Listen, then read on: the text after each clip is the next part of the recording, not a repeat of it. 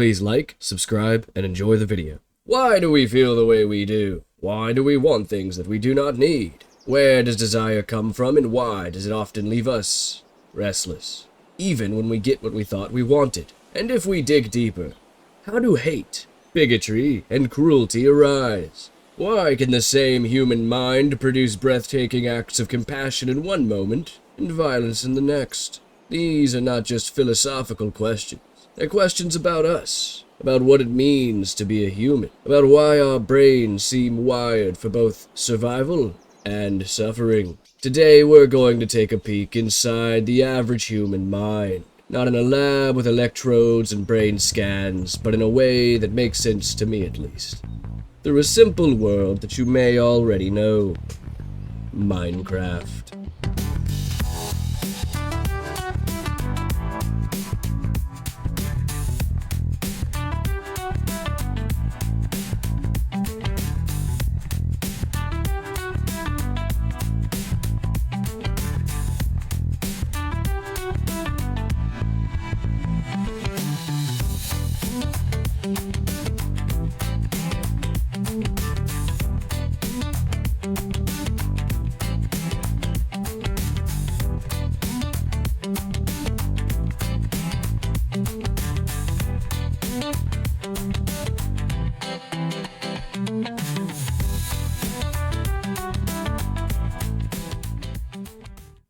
Because believe it or not, your brain is a lot like a Minecraft village, bustling with activity, built from trial and error, vulnerable to mobs, and also capable of astonishing creativity and resilience. Together, we'll explore how the most ancient primal parts of your brain interact with the ones that let you plan, dream, and reflect. We'll see where fear and anger come from, why we struggle with temptation, and how we can learn to train the mind. Just like you'd fortify your village to build a stronger, calmer, and more resilient self. Picture this. You spawn into the world for the first time before you even build a shelter or craft tools. You're already inside a brain, a whole functioning village, tucked into your head. But here's the trick. You don't get an instruction manual. You have to figure it out as you go. At first glance, it looks simple. Villagers going about their day, kids running around, maybe a wandering trader popping in with some suspicious deals. But once you step inside, you realize every little house, every little path, represents a part of your mind. And each one shapes how you feel, what you desire, and how you act towards others. You see, at the edge of the village, there's a whole district. Noisy, fiery, and always buzzing with energy. This is your limbic system. The houses here burn brighter, the streets are crowded, and everyone's ready to react. Patrolling it is an iron golem, strong, instinctive, and fast to strike. It doesn't ask questions, it just defends the village. That's your amygdala. When danger shows up, the golem leaps into action before anyone even knows what's happening. This is exactly why the village has the library. Unlike the golem, the librarian doesn't react with brute force. Instead, it carefully keeps track of every event that happens. Every joyful moment, every scraped knee, every kind word, or betrayal. This is the hippocampus, the memory keeper of the village. When the golem sees movement and swings first, the librarian can check the records and remind the village of what truly happened, adding context to raw reactions. However, that context isn't always helpful. The mind isn't inherently good or evil. These things do not truly exist. It's shaped for survival. When we judge others for their prejudice, what are we really judging? Their brain chemistry, past experiences, or emotional responses. The hippocampus, our memory center, stores past experiences and recalls them in context. But memory is reconstructive. This means that if someone repeatedly encodes negative experiences or biased narratives, their hippocampus can reinforce those beliefs, making prejudice easier to access and maintain over time. Bias isn't just a moral failing. It's often a byproduct of memory, emotion, and survival-oriented brain processes interacting. At the heart of the village stands the mayor's office, the prefrontal cortex. Unlike the iron golem, which reacts instantly, or the librarian, who simply recalls past events, the mayor's job is to plan, reflect, and make decisions based on the bigger picture. Think of it as the village's capital. When the iron golem spots movements in the forest and starts swinging, the mayor can step in and say, "Hold on, let's check the records first." That's your prefrontal cortex talking to both the amygdala and the hippocampus. It asks, is this really dangerous? Or is it just a shadow? Have we seen this before? And what did those experiences tell us? By integrating emotional input from the amygdala with memories from the hippocampus, the mayor can prevent overreactions, reduce fear, and stop biases from taking control. But the mayor is not just a reactive office. It's also a planner, a strategist. It weighs long-term consequences, considers ethical trade-offs, and sets rules for the village. When desire arises, maybe the villagers want to hoard resources or act out of jealousy. The mayor steps in to say, not every want needs acting on. Some impulses can wait, or be redirected entirely for the good of the village.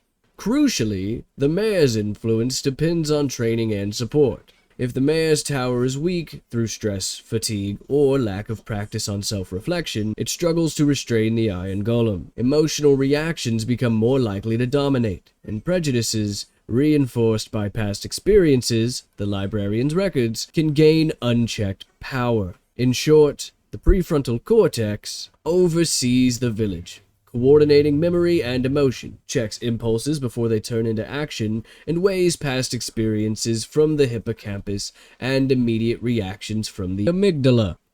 Trains the mind to respond thoughtfully rather than reflexively, helping reduce bias and manage desire.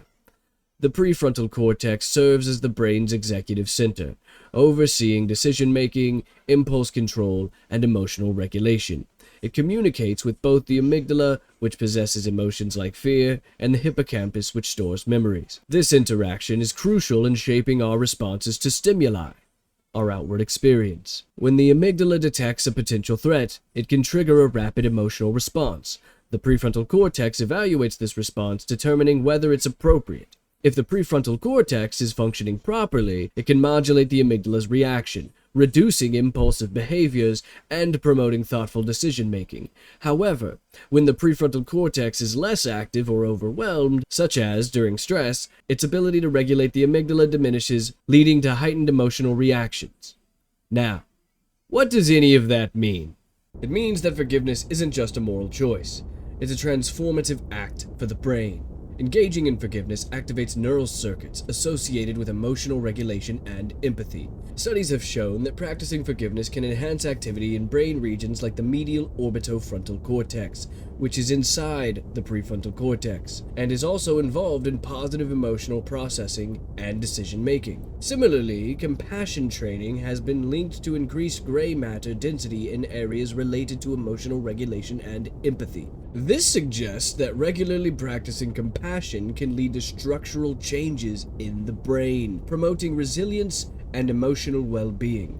These practices don't just alleviate emotional distress, they actively rewire the brain, fostering a state of peace and interconnectedness. In contrast, holding on to anger and fear can be detrimental to the brain's health. These emotions can trigger the amygdala, the brain center for processing threats, leading to heightened states of arousal and stress. Chronic activation of the amygdala can impair the prefrontal cortex's ability to even regulate emotions, leading to impulsive reactions and difficulty in decision-making.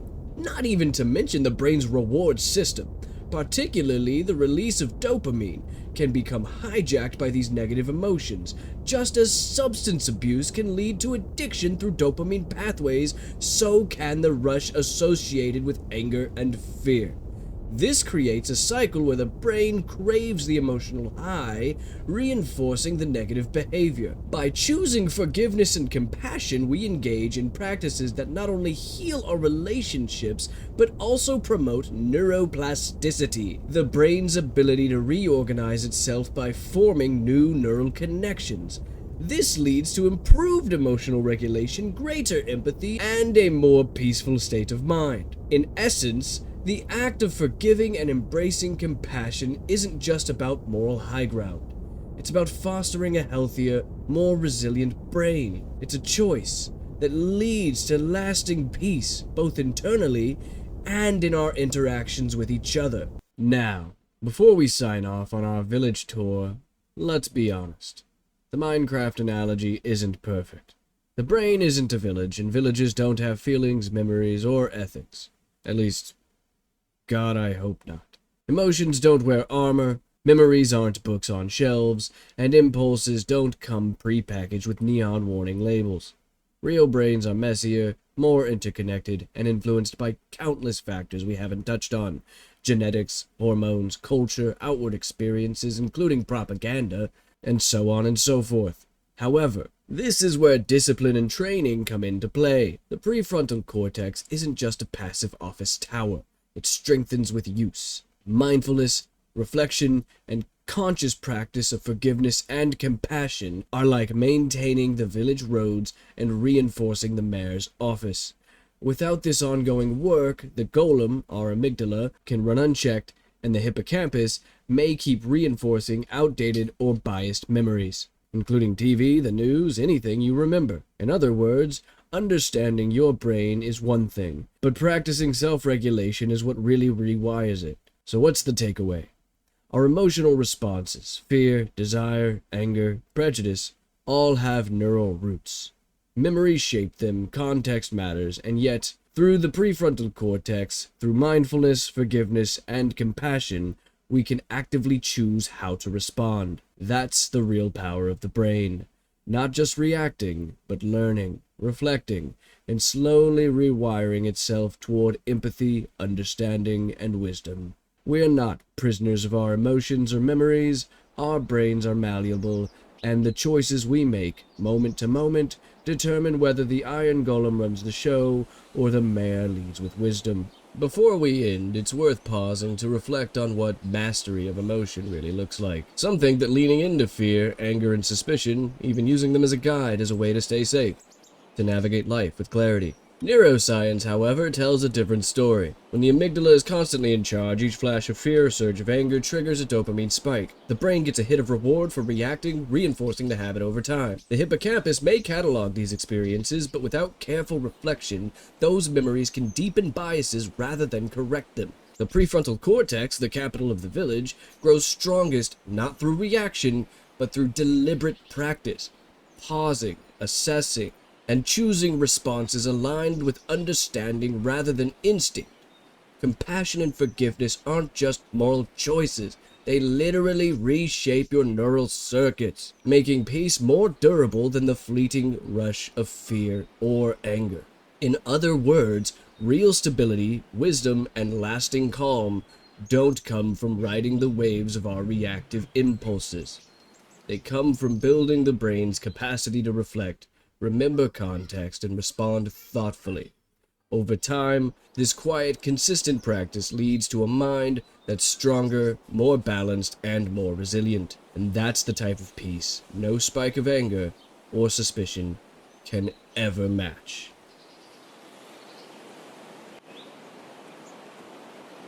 Well, if you watched me ramble all the way to the end, I do appreciate you. Please like, subscribe, and comment down below. If there's any topics that you'd like me to cover next, I would love to hear it. Always looking for new ideas, and I'm always looking to delve into deep research on random things. Keep in mind, I'm no scientist. I just like to read. Learning about the brain has helped me in my own experiences, working almost like a therapy. My brain's ability to learn about itself has helped me with my ability to control my anger and my desires. Have a wonderful time, and I'll see you in the next time. Oh, and never forget... Pizza, pizza.